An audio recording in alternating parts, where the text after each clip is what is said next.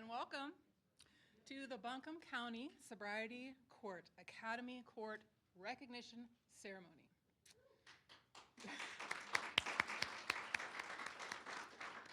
Some of you may be wondering, what is an Academy Court? And I promise we will tell you. But first, I'd like to get into, I'd really like to say how good it is to see all of you here today, and thank you for coming out. Most of you already know me. I'm Tiffany Graff, the Sobriety Court Coordinator, and as the coordinator, I coordinate. I bring everything together.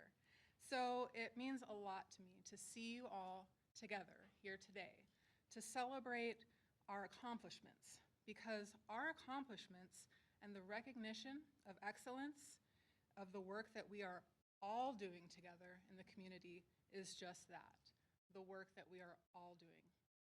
So really this is a thank you and a recognition of you too.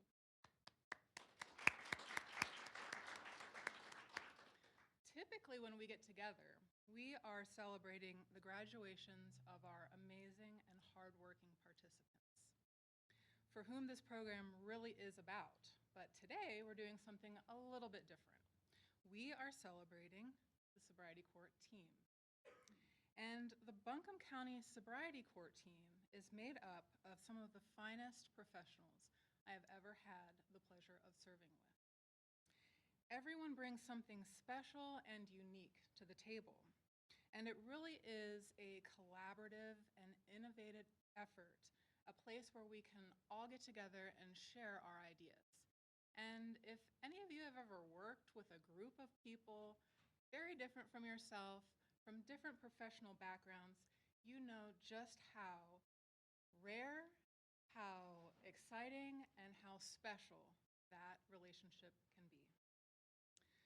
And it is truly all made possible by the leadership of our judge, the Honorable Julie M. Keppel. Judge Keppel really is the heart of our team, and she has set the standard for forward thinking and finding the next best thing to better serve the folks in our court.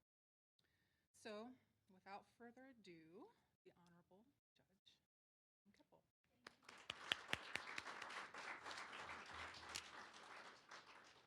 Aw, shucks, Tiffany, thank you so much. I see a lot of you in times where we're not celebrating and we're very serious. I've seen you at funerals, I've seen you at court appearances, times when we're not smiling. Taking that hat off, today is about celebrating. So woohoo, we're gonna celebrate.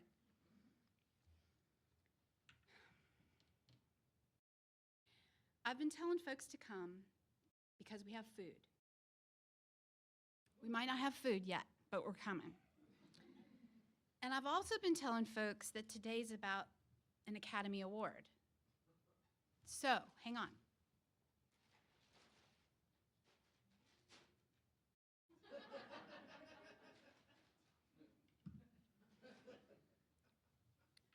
Welcome to the Academy Awards. This awkwardly naked golden man sitting beside me typically recognizes folks that are the best in their industry. Actor, best key grip. What's a key grip? I don't know. Today, we're going to celebrate some other golden stars. Some people who are the best in their industry, and that's what today's about.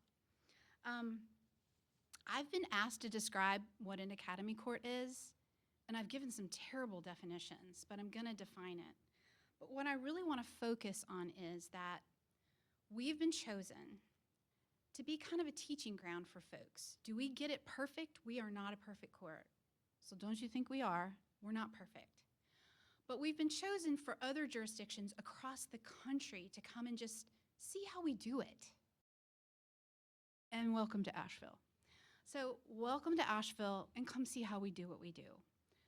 And we have a fun team, and that's who I want to celebrate today. But I want to recognize all of the folks that are here today, because that's what we do when we all get together. So does anyone have the sign-up list? Are y'all going to make me go get the sign-up list? I'll go get it. I'm going to recognize some folks that are here today, but I know everyone, so I can start through.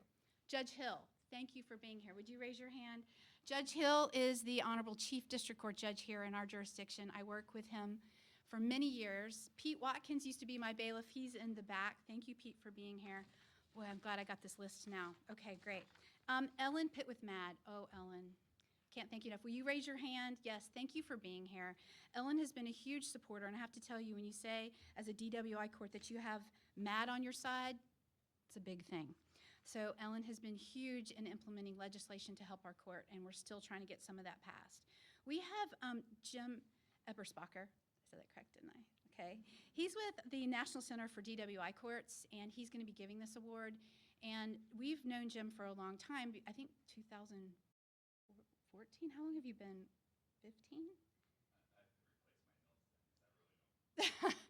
Long time. We've been doing a lot of training, and it's always been very humbling to get this kind of training when you may not always be getting it right.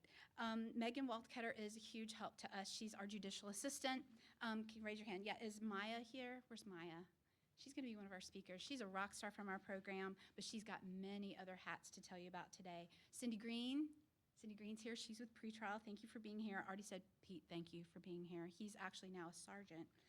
Josh Harrell with the DA's office is here. Thank you. Josh Pierce with JRC. He's one of our supervisors. Thank you. Yes, I'm going to go through the whole list. George Redmond's here with the Sheriff's Department. He's their attorney. Lori Anderson, she's a district manager for our probation and parole. Raise your hand, Lori. You're not retired yet. Regina Ray, I said, it's nice to see you. How are you? She goes, I'm retired. So she's with probation. Sue Polston with Sunrise. Sunrise here. Thank you, Sue, for being here. I've only seen you on Zoom, so it's nice to see you in person. We've got Renee Ray with pretrial. Renee, thank you for being here. Just raise your hand, y'all. Want to celebrate that you're here. Brandon Wilson, Chief Wilson. Thank you, Chief, part of the team. Andrew Gutierrez. Is he in the bathroom? We don't. What?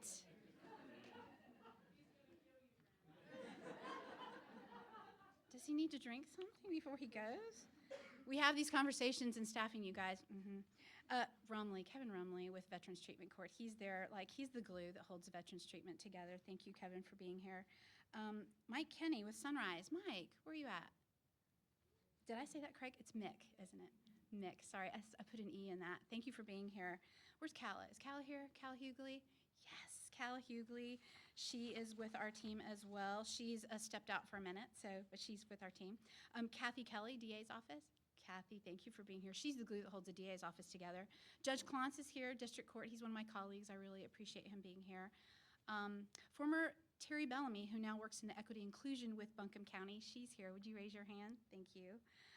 Judge Hill, we already mentioned, is here. Thank you again, Judge. Captain Major Banks.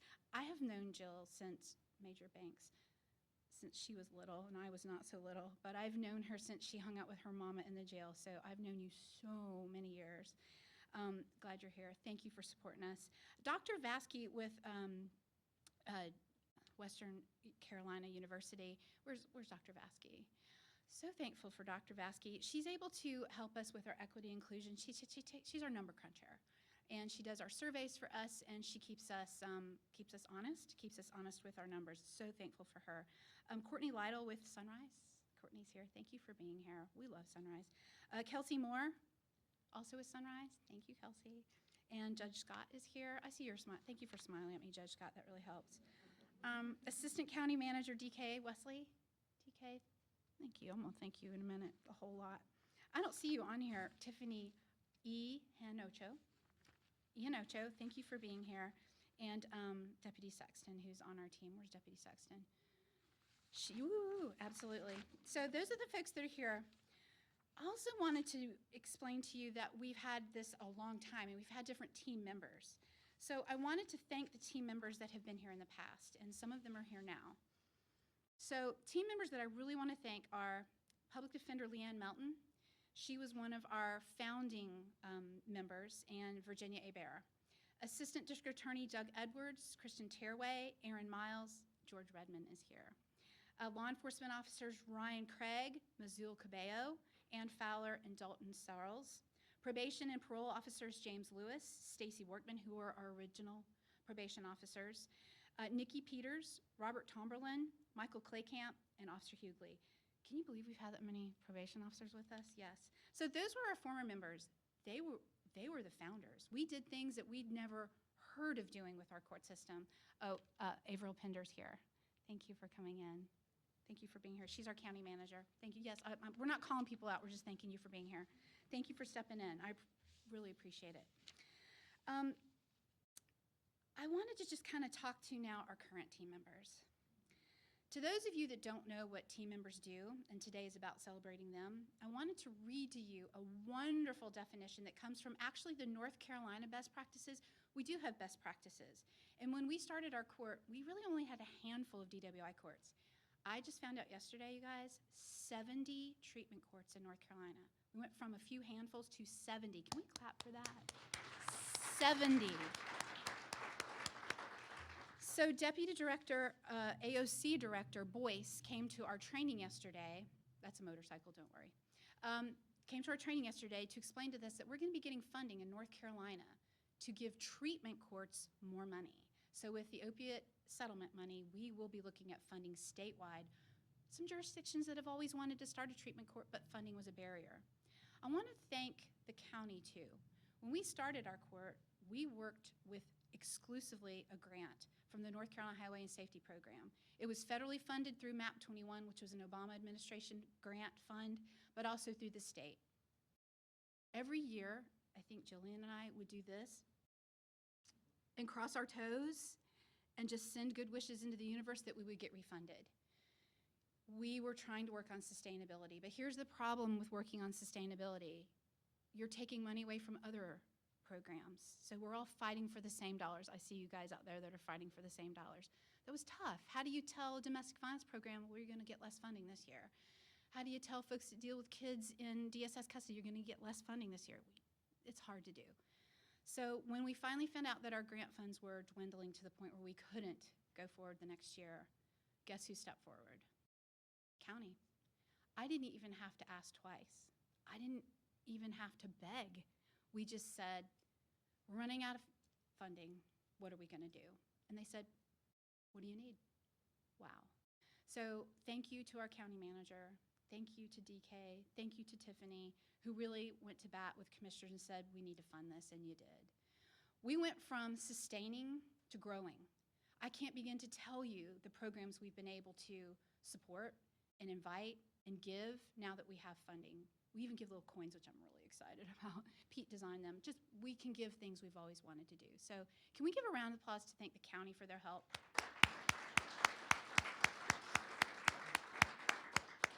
So I'm going to move on to my teams. Team members. To be on a team, best practices for North Carolina says the following, and I can't say it any better, so I'm not going to paraphrase. A team needs to be a committed, open-minded core team with members who believe that an individual can recover from addiction. That is the cornerstone of drug treatment court. The members of the core treatment team do the daily work. You guys, these are folks that do things daily and voluntarily. They do the daily work. Everything related to our drug courts, and they're the crucial to the participant's success. It is extremely important that the treatment team members are willing to serve and that they are carefully chosen on the basis of their work ethic, ability to collaborate, and the willingness to share power. Let me say that again. The willingness to share power for the sake of consensus decision-making. This is best practice. Shared decision-making among formerly adversarial stakeholders is an essential function of treatment courts.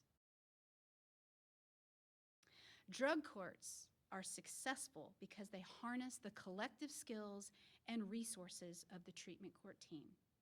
I didn't make that definition.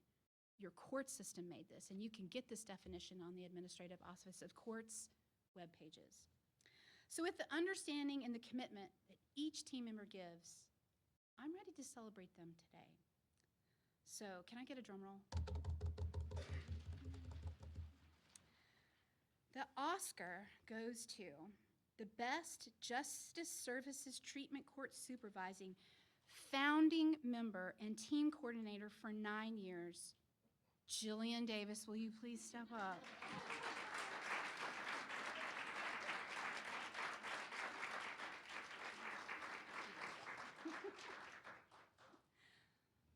Oh, I asked Megan to wear something shiny, so I said, pretend you're going to the Oscars, because I will never be there.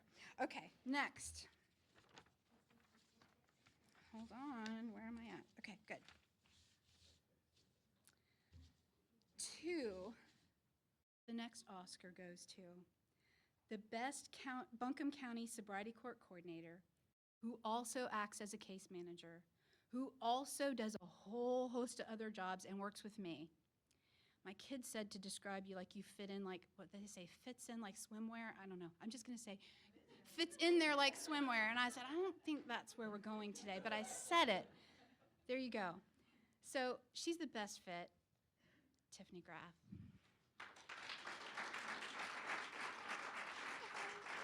They like me. Who will forget Sally Fields? Okay. Next, the Oscar goes to the best team defense attorney role, who's our public defender, the protector and champion of our participants' constitutional rights. He may be a man of few words, but when he speaks, we all listen. Give it up for Sam Sneed.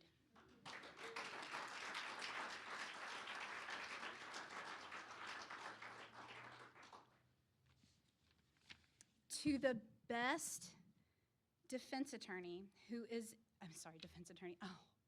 assistant district attorney, sorry, you used to be, who, although yesterday I learned you're not a gatekeeper, but you are a gatekeeper, so now I'm confused, but Doug Marlowe says you might not be the gatekeeper that you think you are, but I say you're a gatekeeper, to our program, who truly, even though he has neck tattoos and finger tattoos, I'm making no judgment, I love it, you can see people relax when they speak to him. It's amazing to watch.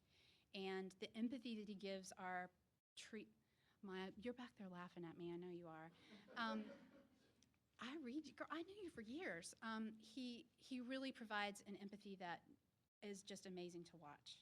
So, Josh Harrell, will you step up here for your Oscar? Round of applause.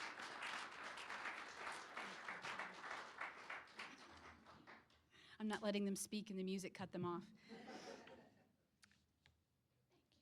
Actually, I need one too, please. Do you mind? You're just the best little assistant. Thank you. All right. To the best and hardest working probation officers, who I really want to brag, one day spent 7 hours trying to get a participant into some very much needed inpatient treatment. And when it didn't work out, we went to plan B and C and D. I say we, they. I'm just lucky to be able to watch what they do. But can you give a huge round of applause to Chief Brandon Wilson, who's a fan favorite, and he's been with our program 7 years. Will you step up? You have to step up.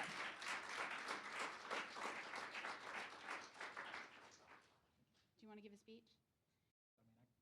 He's a man of few words. You don't have to. I'm only kidding. See what he'll do if I ask him to? Yeah, Lori, he's good. Officer Gutierrez, who may have been with us less than a year, but he's put a lot of time and hopefully a lot of heart into this, and he's still in the bathroom. Oh, good! Step on up.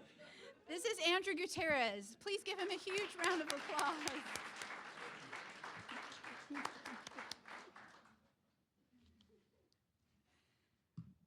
All right. To the absolute best best law enforcement officers in supporting roles. Buncombe County Deputy Corporal Pamela Sexton, whose smile and kind words have truly changed the face of justice for a lot of folks. Just ask her. She loves to talk to folks before they come in and have to do their drug screening. And she really puts a warm welcome to the front of our courthouse. Can't thank her enough. She's been with us 6 years. Pam, will you step up and get your trophy?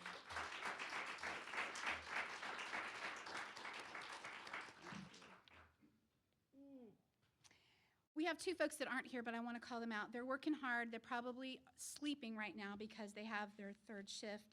But Deputy Jason Hughes is also on our, especially assigned to our DWI task force. He's a part of our team. He will be getting an Oscar as well. He'll probably think I'm crazy. And then we have Officer Hunter Welborn with APD, who's joined with us and then had to leave and then missed us so much, he's come back for seconds. So he's with us again, and so we're really thankful to have him. Next, I'd like to move on to some folks that I am certain we wouldn't be here today without. Treatment providers, if you're here and you do treatment, will you raise your hand? Anyone that does is a treatment provider. Okay, we'll forget it then. We'll move on. No, I'm kidding. I'm totally kidding. No, they're busy actually treating our clients, so our participants. So thank you to the treatment providers. But the folks that are incredibly innovative with treatment and very compassionate, we're going to celebrate today. Kendra Queen Taylor, who's Justice Services Diversion Services Supervisor. I looked it up to make sure. No, I said it right, Tiffany. Justice Services Diversion Services Supervisor, and has served on our team for 5 years. She keeps our MRT hopping, and I've learned so much about the words that I need to use and the concepts that I need to make sure that I understand. Can we give a huge round of applause to Kendra Queen Taylor? You're awesome. Did I get that right, your title? Because I looked on your email. Okay, making sure. Madeline Watson has a relatively new role. We've never had a social worker who works directly with us. And it has opened my eyes to all of the different concepts that I need to be aware of. But most importantly, she keeps things, well, I say most importantly, she keeps things really fun because we have a Stagnosaurus for stigmatized language that we use. See, I can't even say that out loud. Kyle is going, because she put a lot of coins in too. I put a lot of coins in. We're learning how to use, because what we say is what we are, and words matter. And so we're learning these things, and when we say them in staffing, we put a coin in this dinosaur to show that we're dinosaurs. So that being said, Madeline Watson is the social worker coordinator at the Public Defender's Office. She's been on our team a year and 3 months. It seems like you've been there so much longer, and she helps with that Stignosaur. So step on up. Thank you. Thank you so much. Enjoy your Oscar. Hannah Calloway. Boy, I know she's like nervous.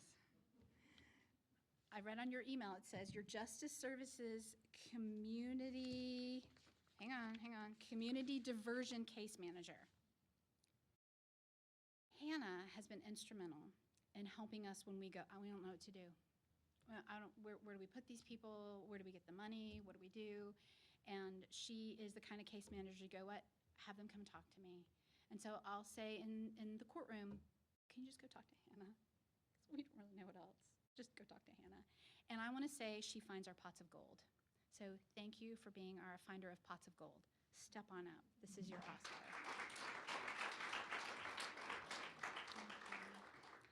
Is Shayna here? Shayna Diaz here?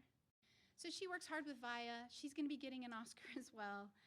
She also finds our pots of gold. But what's wonderful about having someone from VIA Health is they are also able to reach into the community and say, hey, I think I know of this program, or have you had them look at this, or have them come speak to me and we can sign them up for different programs. So folks, I'm going to close. I've spent way too much time up here as it is. I want to say to you, this is our future. This is the future. We're going to have more of these courts. Be our ambassadors. Go into the other communities and say, this is how we treat the root of crime. We look at substance use and we look at mental health. And are we going to cure it? No. Are we going to give folks tools to deal with it? That's what we do. So thank you for supporting our collaboration, and this is your future. Thank you.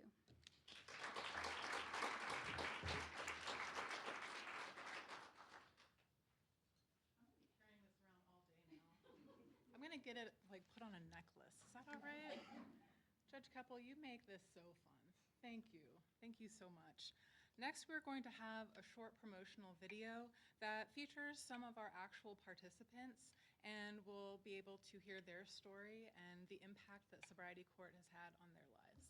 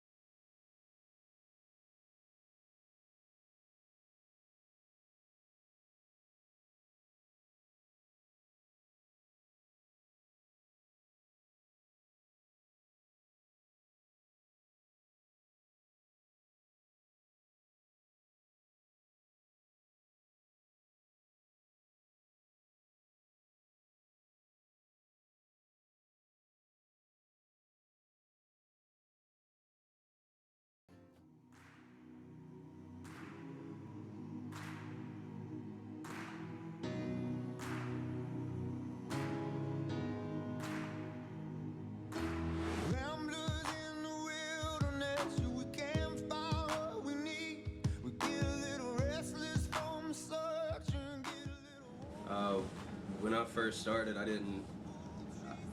mean, I knew who I was, but I didn't have a full grasp on it. I was just kind of lost. Uh, when I think back on it, when I think about who I am today and who I was in, what was it, September 2014, I know so much more about myself. I know that I've learned a lot about discipline, learned a lot about responsibility, integrity, standing up for, you know, if you make a bad choice, you gotta own up to it. And I just think that I've learned how to, it helped me become a man. I believe. For me, it was the responsibility, learning how to juggle all of your responsibilities with work, drug screens, calling people, showing up, and the responsibility was the hard part for me. For me to be able to know that something is hard, but I can get through it, and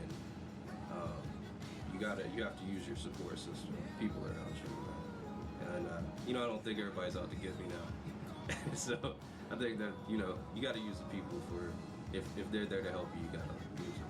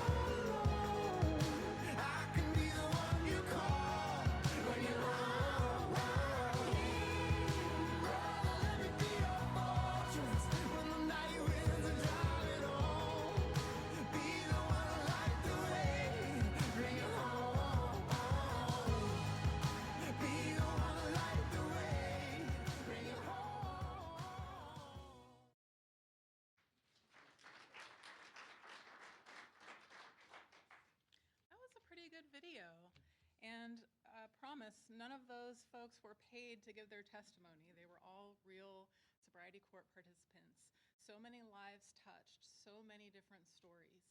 And although most folks come to the program through a similar path, DWI arrest and conviction, sometimes multiple convictions, everyone's path forward is special and unique.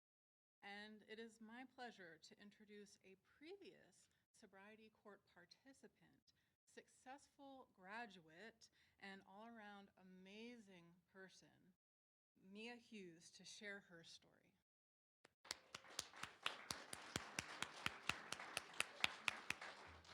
I apologize. Maya Hughes.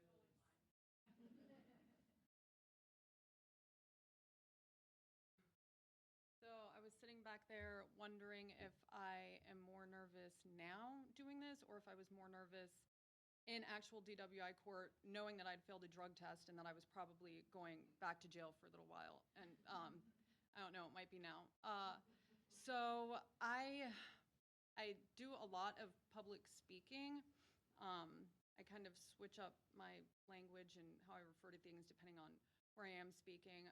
I'll start with when I entered sobriety court, I was a hot mess. I was homeless. I was prostituting. I couldn't stay out of jail.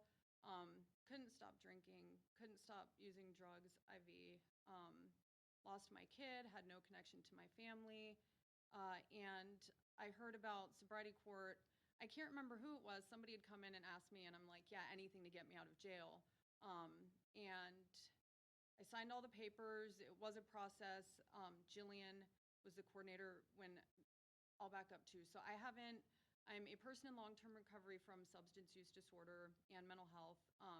I've remained abstinent from all substances since April 6th of 2016. And I graduated. And I graduated sobriety court August of 2017. I work for Sunrise Community for Recovery and Wellness. We do a lot of meeting people where they're at. We have awesome reentry programs. It's all peer support ran and led. So yes, my pathway, treatment court literally saved my life, and that is my pathway, but it's different for everybody, right? So when I signed off the paperwork to go into treatment court, I was like, yeah, this sounds great. And then Jillian did. She had everything lined up for me. I mean, you were amazing. I was still teetering on whether or not I thought I deserved any kind of a life because my life was just totally in shambles. And at that point, I had no morals or values or self-esteem. I didn't think I deserved my son or anything for that matter. And it was rocky in the beginning. I had the alcohol monitor on and the GPS, and I thought that I could still get away with a few sneaky things, and I don't know why I thought that. That wasn't a thing. I did end up returning to use a couple of times, and I can say that when I did, and I had to go back in front of Judge Keppel and Jillian, that they actually, I'm sorry. It was like the first time that somebody was like coming at me from a place of love. And yes, I went back to jail, but I think that's exactly what I needed. I went back to jail until I got into treatment, and they fought hard to get me into treatment. When I was in treatment, Jillian had made sure that something was lined up somewhere for me to go. I was terrified, I was scared, but I haven't used since. And I keep looking at Miss H back there because she was the CO when I was actually in jail, and your words meant more to me than you know. I actually did peer support in the jail for about 18 months, and language really matters. So Miss H always came, like, why are you back in here, Maya? But always from a place of love and kindness and compassion, and treated me like an actual human. And that speaks wonders. So in the beginning, yes, it was hard. I had to do the call to test. When I got out of treatment, I did not use again. So I had the alcohol monitor on, the GPS. I was living in a domestic violence shelter, which was great. I was finally, even though I had those monitors on, I was freer than I had ever been, like probably since I was 13 when I first started using substances. And slowly but surely, I got a job working at IHOP, and I took the bus everywhere, and I could pass drug tests without freaking out or trying to figure out how I was going to get around it or lie or, all the things that go along with that. And I started to get some morals and values, and I was able to spend time with my kiddo. I could go on and on about it, but I'll fast forward a little bit because the last 7 years, I got my GED like 4 years ago. I have started college. I am a CADCI. I'm a certified peer support specialist. I have my son back full time as of 3 years ago, who will be 17 next month. He has a happy, healthy mom with boundaries and love and openness. I bought a house.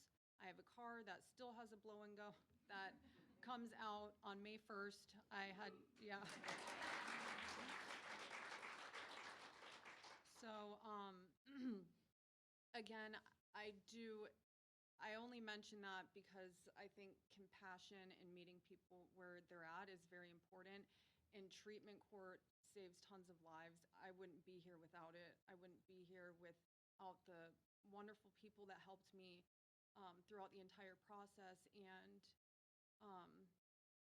but I do. We meet people exactly where they're at. We give resources, and we show up with love and boundaries. And yeah, so I am going, and I was saying this when I first came in, I'm going to New York tomorrow to see my sister. And I remember when I first got into sobriety court, And I had been doing well for a few months, and I wanted to go to New York for my sister's wedding, which they did approve, but I had to bring the blow and go face recognizer thing. And so my son was with me, and he's like, "What is that?" And the whole time I was on the plane, I was having to blow in it, but at least I got to go. And then I was in the city and could not find the charger to it, and it was dying, and I knew that it was going to beep. So I remember running into Radio Shack, like frantically in the city to get the charger for it. But I was still so grateful that I was able to be there. And for me, I needed that accountability.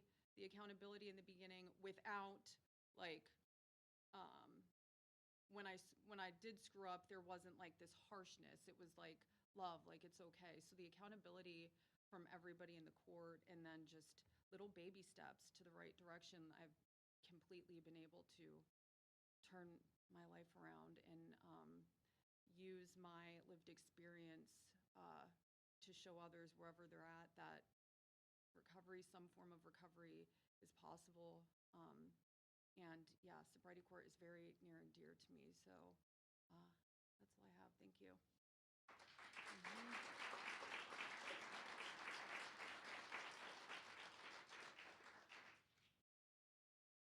Maya, that was amazing. Thank you so much. You are truly an inspiration. We really appreciate you coming to share your story. And I know, as in a room full of treatment providers and public servants, that is why we do the job we do. And we sure do appreciate the work, Maya, that you are doing in the community to share the light and bring others to it. And next up, I wanted to introduce another amazing woman, our very own Jillian Davis. Many of you already know that Jillian was the OG, original Sobriety Court Coordinator, and it is largely through her hard work and forward thinking and heavy lifting that the program is what it is today. Jillian has since moved on to supervise all 3 of Buncombe County's treatment courts, and she just continues her work, expanding the programs and giving back in the services that we offer. So, up next, Jillian Davis.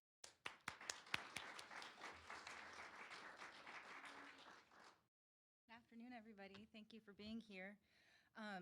And looking back into 2013, when we were in the planning stages for Sobriety Court, Judge Keppel and I and the inaugural team were in Athens, Georgia, at a foundational training, and we were observing the Athens Clark County DUI Treatment Court. And at some point, Judge Keppel leaned over to me and she's like, "We're going to be an academy court." And I was like, "We don't have policies or procedures. I have a temporary office, but we're going to be an academy court." So it's really great to be here today and see things full circle. From the video, from Maya, just from all of the looking back, like everything has come full circle today. And the only reason we are here today is due to the collaboration and support of our stakeholders and our community partners. So I'd like to go through, this is the thank you portion. It's a little dry, I'm just reading some names. But important to highlight these agencies that work with us, because without them, Sobriety Court would not be at this point today. So from the 28th Judicial District, we have the District Court Judge's Office, the Buncombe County District Attorney's Office, the Buncombe County Public Defender's Office, and the Buncombe Bar, who all provide legal support and accountability to our participants. With law enforcement, we partner with the Buncombe County Sheriff's Office, Asheville Police Department, and especially the North Carolina Department of Adult Corrections, who provide supervision, monitoring, and compassion to our participants. Our community providers, so with the support of Via Health, like Judge Keppel talked about, we're able to partner with RHA Health Services, October Road Incorporated, Family Preservation Services, and Women's Recovery Center, all providing mental health and substance use treatment in a trauma-informed way. We also have the Buncombe County Justice Resource Center, which provides cognitive behavioral groups, case management, and access to additional resources for all of our participants. We also have our local chapter of Mothers Against Drunk Driving. Their continued support of Sobriety Court and ongoing advocacy of recovery courts across the state has aided in our success. And there are many, many other agencies, too many that I can name, that our participants access. All are instrumental in providing a pathway to success and long-term recovery for them. So to all of our stakeholders and community partners, we thank you for your support and collaboration. So thank you.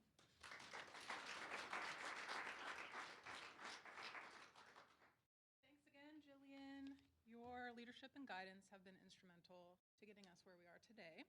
And now, the moment we've all been waiting for, the presentation of our award. We are honored to have with us all the way from Minnesota. I was trying to come up with some Minnesota jokes, but I fell flat. I'm sorry. The Division Director of the National Center of DWI Courts, Mr. James Eversbacher.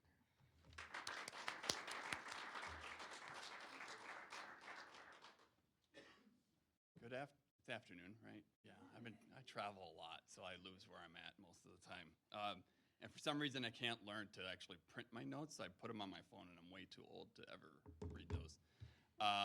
So I'm going to wing it a little bit, but I think I'll take a cue from the team, which seems like they wing it a lot, which I appreciate.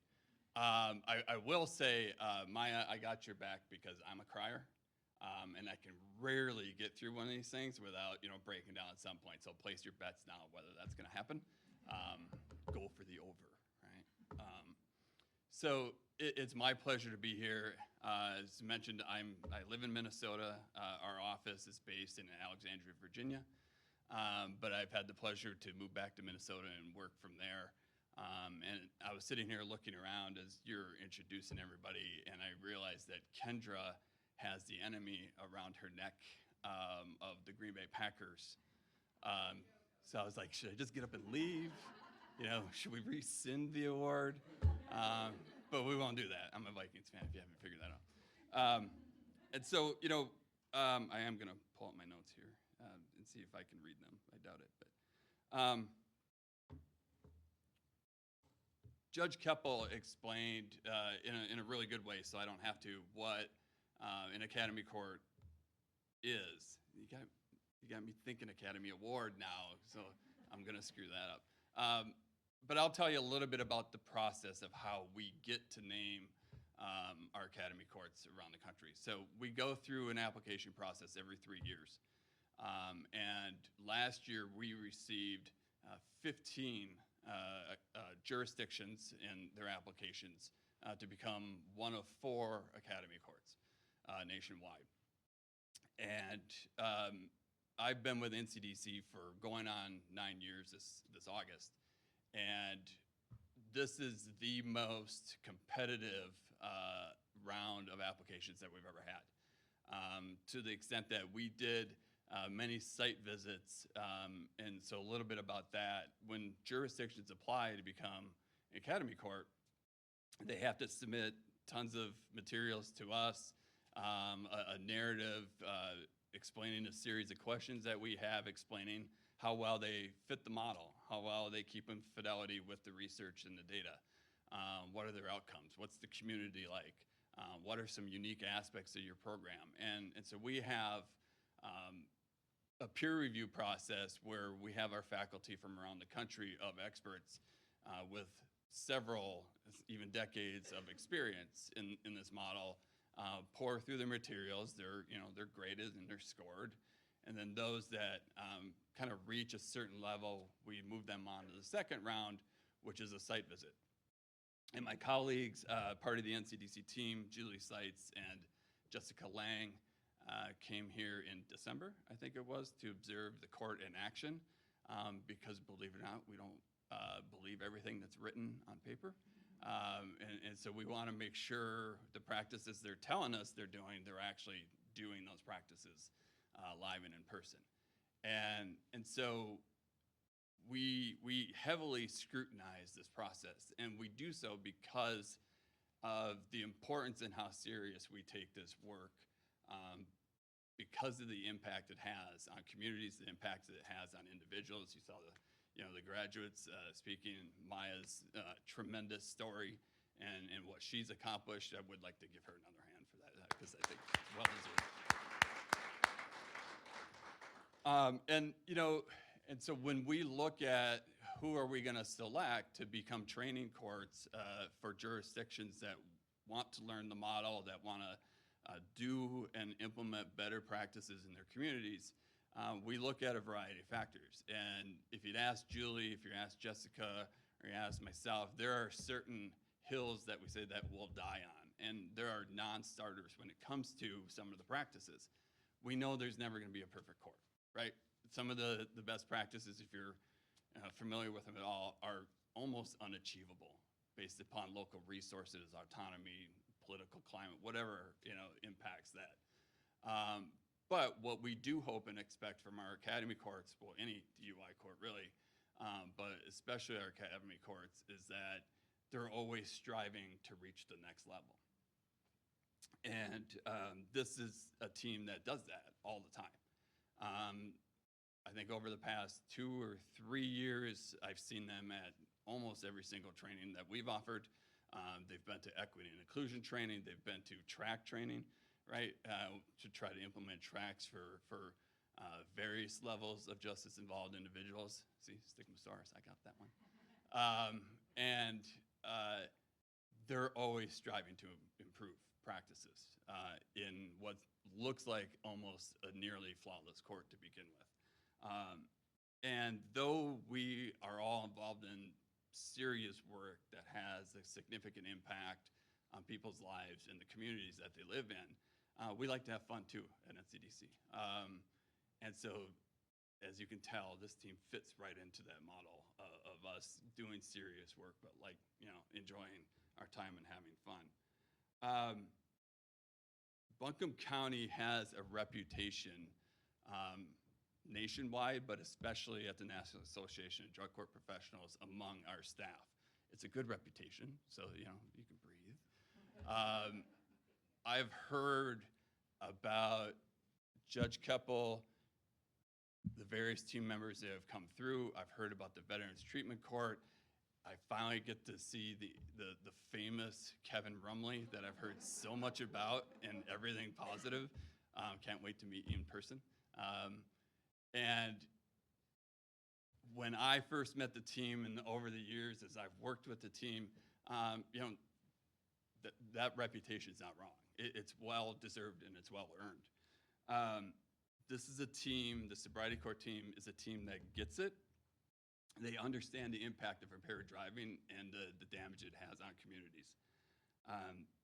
They understand the struggle that people with addiction go through every day. They understand what it takes to move people from that struggle and encourage them and reward them for getting into hopefully lifelong, sustaining recovery. And they're extremely successful at doing that work. What's more impressive is that they know there's always room for improvement, but that improving the program isn't just for their benefit, right? It's great that you're fully funded now. I'm sure those successes and those outcomes helped you achieve that. But it's really for the people who come through the program, whether they're successful or not, right? It takes often I'll use a phrase that I really don't like, but I can't think of one, many bites at the apple to really find not only abstinence, but lifelong recovery. And it's not an easy process, right? And so current participants, graduates, they're really the ones obviously doing the hard work that makes this program successful. And without them, you guys would be nothing. Sorry, it'd be great if you didn't have to exist, but unfortunately, that's the world we live in. The recovery path has no doubt an impact on the entire community, the entire county. As I've learned more, especially about the city of Asheville, and working with the team, I know there's a strong recovery community here with a lot of recovery support networks. And that's critical to the work that you all do and the people that you serve. And I have no doubt, that this team and the graduates and the participants who have come through this program have made that recovery community even stronger. I'll give you a quick story.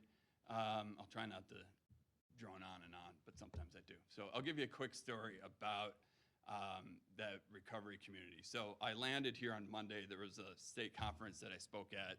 Nice to see some of you again. The last couple days. So I landed on Monday morning, and I, came out of a nice tiny airport, which I love. Called an Uber. The guy was sitting there already, which never happens.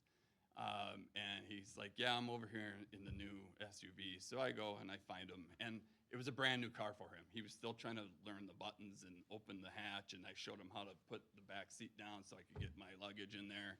He's like, oh, thanks. And so, in the 15 to 20-minute ride to my hotel, we were chatting a little bit. And he asked what I did.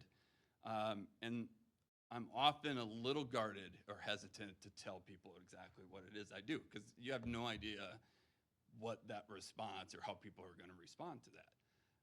Especially if I used, cushy terms like justice involved instead of criminal, or people in recovery, rather than addicts or, substance uses, or because language does matter. And I don't, apologize for using the language that's important versus the language that many people kind of know and understand, unfortunately. So again, I tell you, I drone on sometimes. But so we're chatting, and he says, "Oh, I'm in recovery." He said, "I learned years ago that my drinking and my marijuana use just wasn't getting me anywhere. It wasn't fun anymore. It just it didn't land him in a lot of trouble, but it just it wasn't working for him." And so he found recovery. And as we chatted more, I found out that my ride to the hotel was his first day back driving, which I immediately regretted. He's a good driver. He got me there. It was all good. He's actually a really safe driver, but I could tell, he hadn't been driving for a while because he was involved in a serious car crash some time ago. And he did not elude that he was impaired, which I was thankful. There were multiple cars in this crash, apparently, and he did not cause the crash. At least, I believe him. This is what he's telling me. But there was one fatality in a different car, right? And unfortunately, that's the world we live in, right? I don't know if anybody else was impaired. He didn't allude to it, and I didn't ask.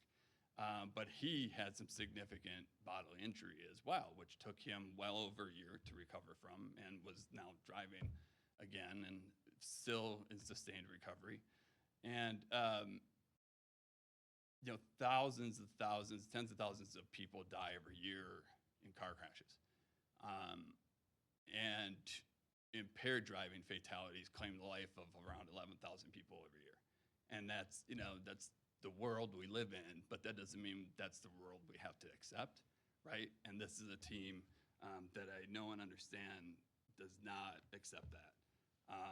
And so I applaud the work that you're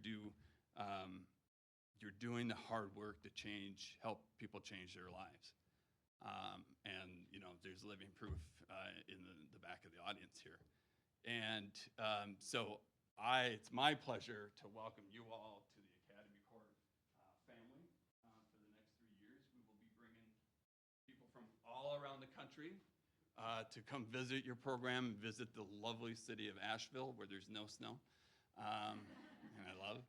So if Judge and team, if you want to come up, I'll present the plaque to you.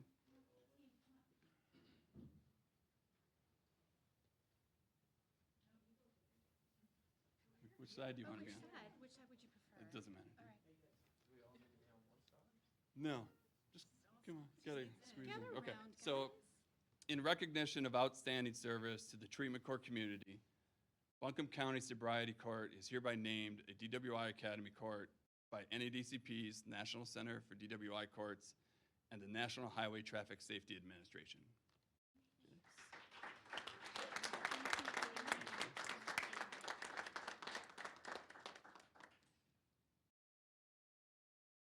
Woo-hoo. Thank you, guys. Thank you all for being here. It takes us all, so thank you. And this is not it. We strive for so much more. This is just the start. Thank you. Let's get back to court. Thanks. Thank you, Jim. Thank you so much for being here. Hey, guys, let's take one more picture. Let's take one more picture. Where we can see your face? Yes. Thank you.